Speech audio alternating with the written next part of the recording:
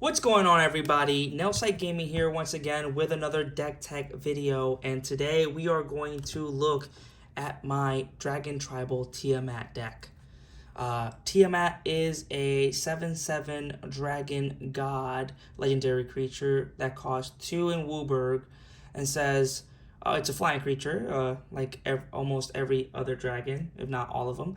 When Tiamat enters the battlefield, if you cast it, search your library for up to 5 dragon cards not named Tiamat that each have different names. Reveal them and put them into your hand, then shuffle. Alright, so what are we doing? We're getting our biggest, baddest flying boys out there. So that is Tiamat. Following up with the Dragon, who was the initial commander for a version of this deck. He is a 4 Wooburg 10/10 Dragon Avatar legendary creature that has Eminence. As long as Dragon is in the command zone or on the battlefield, Dragon spells I cast cost 1 less to cast. He is flying. And whenever one or more dragons you control attack, you draw that many cards and you may put a permanent card from your hand onto the battlefield. Crazy good. Especially with a card that you guys will be seeing here pretty shortly. Sign of the Dragon, an amazing dragon in this deck, and maybe even an alternate commander depending on how I'm feeling. So he is a Wooburg Dragon Avatar legendary creature for 4. Well, he's a 4/4 with flying and has pay 2. Search your library for a dragon card, put it into your graveyard. If you do, Sign of the Dragon becomes a copy of that card until end of turn, then shuffle your library. Since you can do that at instant speed, this is so freaking awesome. Before you declare attackers, you can turn it into a dragon that has a attack trigger. And then before damage, you can turn it into a dragon that has a whenever it deals damage trigger. And then if you have anything end step, which in this deck we don't, then you would do that again. You can do it as many times as you want. And then you're filling up your graveyard with dragons, and then you can get them back with other ways. Anyways, that is Sign of the Dragon, which you'll see in a little bit. Miriam, Sentinel Worm, is a new card, and I just added this recently, I would say about a week ago. He is a 3 green, blue, red, 6/6 Dragon Spirit legendary creature, flying, and has Ward 2, which means that I believe that spells that target it get countered unless they pay 2. I think that's what it does. Anyways, I have never played with it yet. It was just added. And it says, whenever another non-token dragon enters the battlefield under your control, create a token that's a copy of it, except the token is legendary if that dragon is legendary. What a crazy ability. Tiamat comes in after this guy. Boom. 2 Tiamats, 10 Tutors. I know I can't have too many cards in my hand. I should probably add a Reliquary Tower or something, or a Thought Vessel or something. But no, that is not the theme of the deck. But yeah, this just pops off. It goes crazy when all these dragons start coming in, especially the ones with ETBs, or especially when Terror of the Peaks is on the battlefield. Terror of the Peaks is a 3 red, 5/4 dragon with flying that says, spells your opponent's cast, a target Terror of the Peaks costs an additional 3 life to cast. Can you imagine 2 of these on the board? Oof. And then and then dragons keep coming down with Miriam, and they deal double that. Whenever another creature enters the battlefield under your control, Terror of the Peaks deals damage equal to that creature's power to any target. Once again, I don't run that much removal in this deck, so yeah. I like to keep my decks a little fun. Psych, says the guy with slivers and dragons. Anyways, Goldspan Dragon, awesome dragon, 3 red for a 4/4 flying haze dragon that reads, whenever Goldspan Dragon attacks or becomes a target of a spell, create a treasure token. And treasures actually crack for 2 mana of any one color instead of 1. Awesome sauce. Ancient Copper Dragon just came out. Just bought this card. Added it to this deck. It is crazy good. Wish it had haste, but we can find ways to give it haste. It reads, whenever Ancient Copper Dragon deals combat damage to a player, roll a d20, and you create a number of treasure tokens equal to the result. They need to stop it with the treasures. Scourge or Scourge of the Throne. It is a 5/5. It is a 4 red 5/5 dragon that has dethrone. Whenever this creature attacks the player with the most life or tie for most life, put a counter on it. and whenever it attacks for the first time each turn, if it's attacking the player with the most life or tied for the most life, untap all attacking creatures. After this phase, there's an additional combat phase. So during your pre-combat main phase with Sign of the Ur-Dragon, you will pay 2, turn it into this guy by putting this into the graveyard, attack, get another attack, and then just keep going, baby. And obviously before damage, you should get one of the dragons that I'll show you here in a little bit. Anyways, Scourge of the Throne or Scourge of the Throne. Silumgar, the Drifting Death, just a pseudo board wipe with Flying Hexproof that costs 4, a blue and a black for a 3/7. That says whenever a dragon you control attacks, creatures defending player controls gets -1/-1. So until end of turn. So you would attack with 5 dragons, pretty much board wipe. Dragon Lord Dromoka, very good card to have in this deck. It is a 4 green white 5/7 Elder Dragon legendary creature that says Dragon Lord Dromoka can't be countered, has flying and lifelink, and your opponents can't cast spells during your turn. So that is pretty cool. Savage Ventmaw, 4 red green for a 4/4 flyer dragon. Whenever Savage Ventmaw attacks, add 3 red 3 green to your mana pool until end of turn. This mana doesn't empty free mana from your mana pool as steps and phases end. So, just a way to generate mana. Not quite go infinite with this one. I think you can. I think you can go infinite with an enchantment that I have in here. We'll see. Anyways, Beledro's Witherbloom. 5 black green for a 4/4 Elder Dragon that has flying, and at the beginning of each upkeep, create a 1/1 black and green pest creature token with when this creature dies, you gain 1 life. But the most important part is pay 10 life, untap all lands you control, activate only once per turn. This is pretty good. Cloth or Clouth, Unrivaled Ancient, 5 red green for a 4/4 flyer haste. When he attacks, add X mana of any combination of colors where X is the total power of attacking creatures. Spend this mana only to cast spells. Until end of turn, you don't lose this mana as steps and phases end. So, first of all, it's amazing. Second, can't go infinite because the enchantment that I'm talking about needs mana to be fed into it, and this can only cast spells. But it's great to activate Sign of the Ur-Dragon before declaring attackers in your pre-combat main phase and get a bunch of mana. Karthus. 4 black, red, green for a 7/7 flyer haste that gives all my dragons haste. He already has haste. It says other, but he already has haste, so whatever. And when he comes in, you gain control of all dragons, then untap all dragons. So it's pretty cool for him to enter on the pre-combat main phase. But if you just so happen to have drawn him on your second main phase, still pretty cool. Comes down and untaps all your dragons. If anybody else has dragons, well, they don't anymore. Old Gnawbone. Old Gnawbone is a 5 green 7/7 dragon flyer creature. Whenever a creature you control deals combat damage to a player, create that many treasure tokens. So, Sign of the Ur-Dragon activation before damage, after blockers. And yeah, you're going to get a bunch of treasures.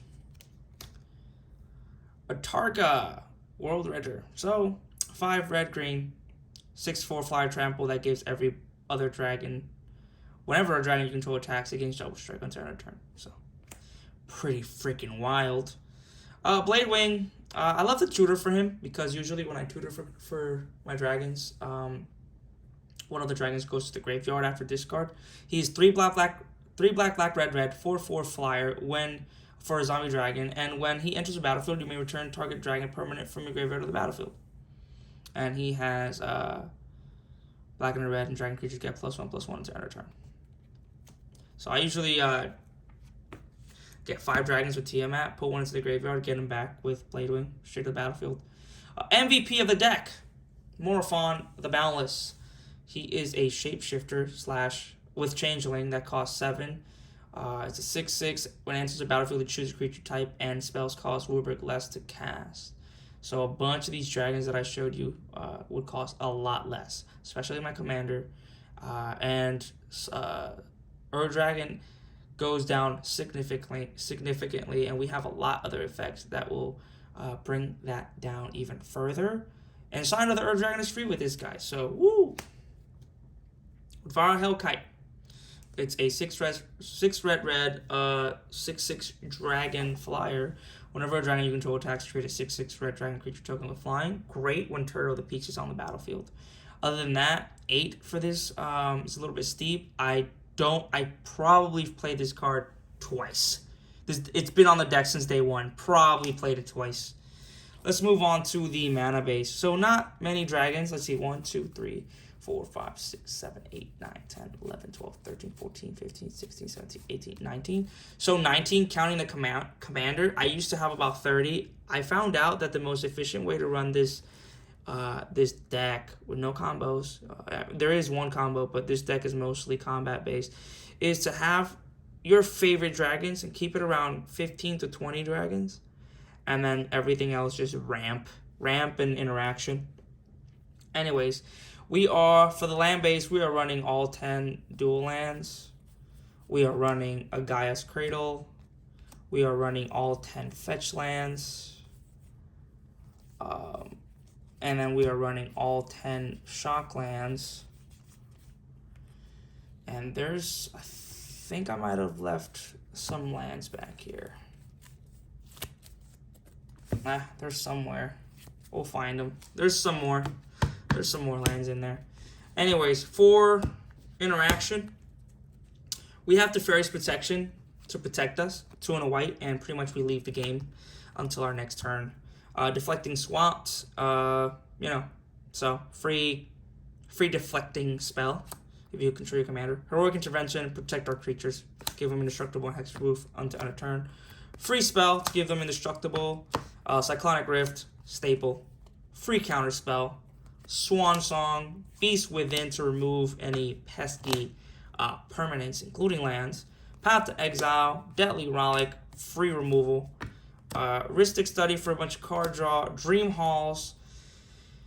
I don't know how I feel about this card in the deck yet, but when it does come out, it's pretty fun, but some people can benefit off of this as well. Dragon Tempest. The way I said Dragon Tempest was hilarious. Dragon Tempest. Dragon Tempest cost a colorless and a red. Whenever a creature with flying enters the battlefield under your control, it gains haste until end of turn. Why would I want haste for the rest of the turn? Anyways, whenever a dragon enters the battlefield under your control, it deals X damage to a target creature or player, where X is the number of dragons you control. So it's pretty crazy, pretty awesome. Counts as removal, I guess. We have some enchantments here and a couple more lands that I missed. So another haste enabler and draw engine. So whenever a dragon comes in, usually I think every single dragon in this deck has power 4 or more. So every time a dragon comes in, I draw a card, and it gives them haste as well. Aggravated Assault is the infinite combo piece with Savage Vent Maw that I was talking about. Solid attack, get that mana, feed it into the untap all creatures after this phase an additional combat phase followed by an additional main phase. Luckily the mana from Savage Vent Maw does not leave. Otherwise, I couldn't do this because it is sorcery speed. But one of the only infinite combos, if not the only, in the deck. If my creatures get killed, Patriarch's Bidding will get them back. Living Death is a pseudo board wipe.